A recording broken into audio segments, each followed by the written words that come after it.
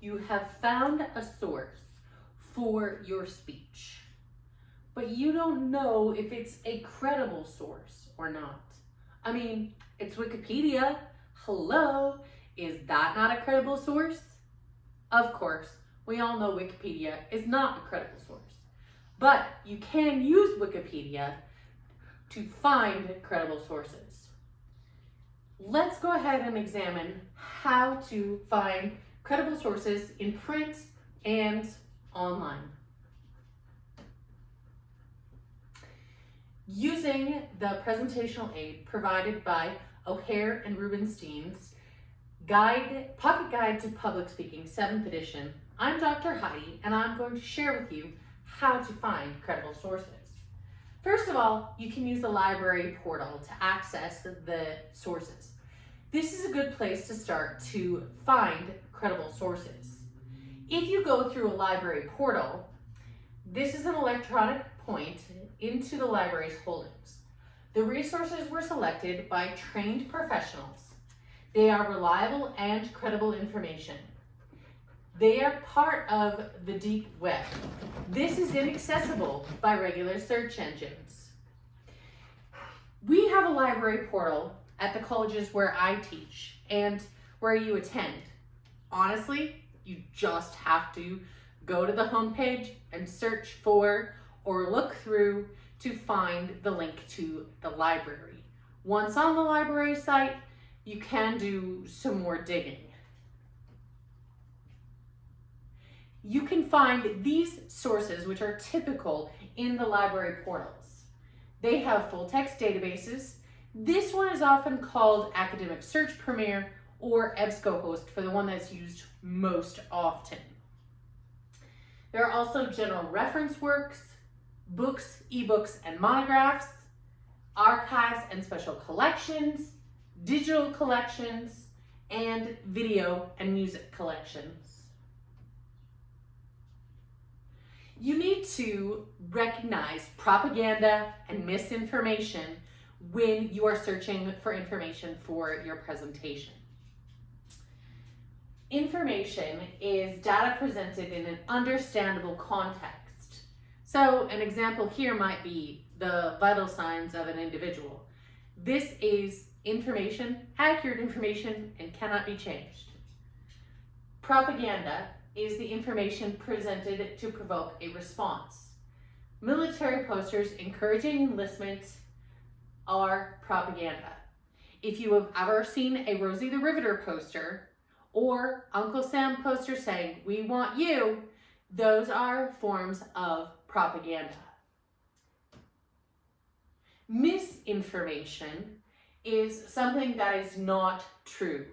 These are urban legends. You may think of a location like the Stanley Hotel that is considered haunted, or another place where people say things happened or something has occurred, but there's no way to prove that that's accurate. Disinformation is deliberate falsification of information. And an example of this is doctored photographs.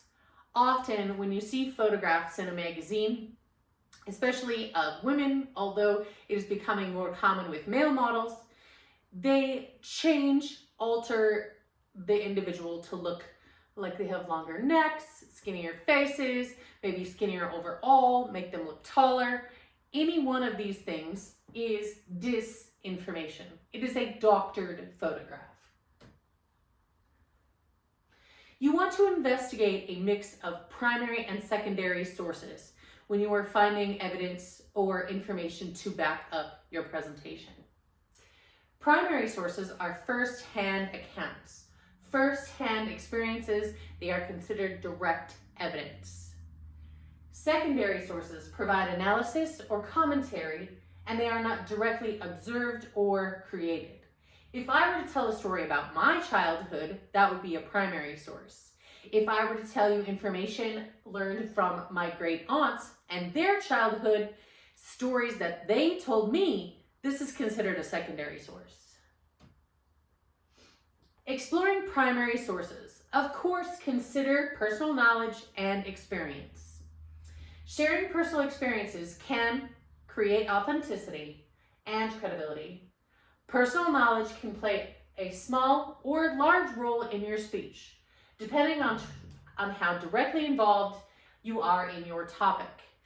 So I heard a topic about cattle vaccinations from one of my students who grew up on a cattle farm. This would be personal knowledge playing a fairly large role in his presentation. I also heard a presentation from someone who lost a sibling to a drunk driving experience or a drunk driving accident. This person had direct experience and knowledge of losing a loved one to drunk driving or a drunk driver, and this is also going to make her directly involved in the topic. So she might have more experience to share than someone just presenting facts or statistics. Other primary sources include access to government sources and digital collections. Accessing government information or statistics may be from a census or other data collected by the government, maybe voting records or information along those lines, and testimony from hearings and speeches. Remember those things that you see on those channels you never want to watch and just flip through on like C-SPAN? Yeah. Most libraries have digital collections that include the following: oral histories, which might be a digital collection of a hearing or a speech, but it might be something a little bit more interesting. They also include letters, newspapers, and photographs. Again, exploring primary sources, but this time in terms of blogs and conduct interviews. So, conduct interview is conducting interviews. Accessing blogs. Stick with reputable sources, helpful for unfolding events, new ideas, and trends. So if you're reading somebody's blog that was posted yesterday, it is definitely new and relevant information. You want to conduct interviews. Prepare questions in advance, word questions carefully, avoiding vague questions, avoiding leading questions, and aiming to create neutral questions. Using these two things is going right to the source, thus making it a primary source. A little bit more on conducting interviews. You want to establish a spirit of collaboration with the interviewee, so you have to establish or express respect for the interviewee's expertise, summarize your topic and informational needs, state a reasonable goal, and establish a time limit. Some people do not have all day for an interview, but they might be able to give you 15 minutes, half an hour, depending on how long you need to ask the questions that you have prepared. A little more on conducting interviews. When you are conducting an interview, use active listening strategies. Don't interrupt, don't interject with leading comments. In other words, don't tell them the answer that you want them to give. Paraphrase the interviewee's answers where appropriate, so you can make sure that you understood exactly what they were stating, and seek clarification when necessary. The last bit of information here about conducting interviews. End by rechecking and confirming information. Check that all of your topics were covered and covered in the detail that you need for your presentation. You want to positively summarize what you learned. Even if the interview didn't go as planned, try to end on a positive note in case you need to get back together with the interviewee at a later time. And offer to send the interviewee the results of the interview. Most often people won't ask for them, but just in case, offer them access to their intellectual property. Another primary source could be to distribute surveys. Similar to when you do this for an audience analysis, you can distribute surveys to learn a little bit more about the topic. So you can use it as a tool for investigating audience attitudes. You can use it to find out primary source material, And you can use it for effective sources to focus your topics on the attitudes and behaviors of people in your immediate audience. So when I was a student at North Dakota State University, I also was teaching, and I had a student who referred to the mascot as the bison. Unfortunately, at North Dakota State, they don't refer to it as the bison like everybody else. The mascot is actually referred to as the bison. Can you imagine how many people in his audience were turned off by the reference to their beloved mascot as a bison rather than a bison? This happened on national news quite a few times when the football team was heading for 12 national championship games. I can't even remember, but the good news is on national television, they are referred to as the bison, catering to the audience's attitudes and focusing on the immediate environment. You also want to explore secondary sources. Primary sources, remember, are when we're asking people who are actually involved. Secondary sources are when we're relating information that we found somewhere else. So, secondary sources can be books, newspapers, periodicals, and government publications. They can also be reference works like encyclopedias, almanacs, yearbooks, or internet sources, including some blogs and social news sites. Wikipedia. I told you we'd be talking about Wikipedia. Material on Wikipedia itself is unreliable. Yes, people can still, as long as they have an account, go in and change information that has been presented on Wikipedia. So, how do you use it?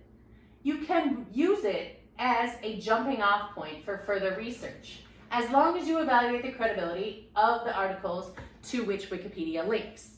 Where do you find them? At the bottom of a Wikipedia article should be a link to the actual references used by the author when presenting the material in Wikipedia. What is Wikipedia?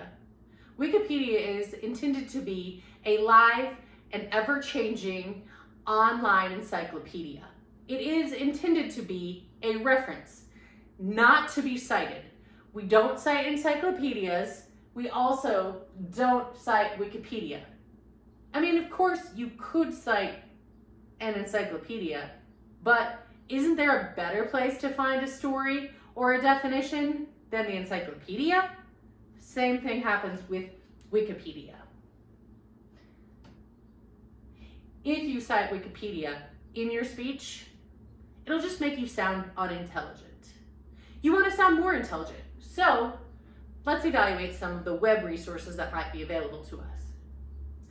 Seek out the most reliable website on the topic. Examine the domain address or website address. The suffix is at the end of the address that tells you the nature of the site. That's the domain. Examples of this include .gov, .edu, .mil, and .com. You also can see other things like .tv, .org, etc. Which ones are the most reliable?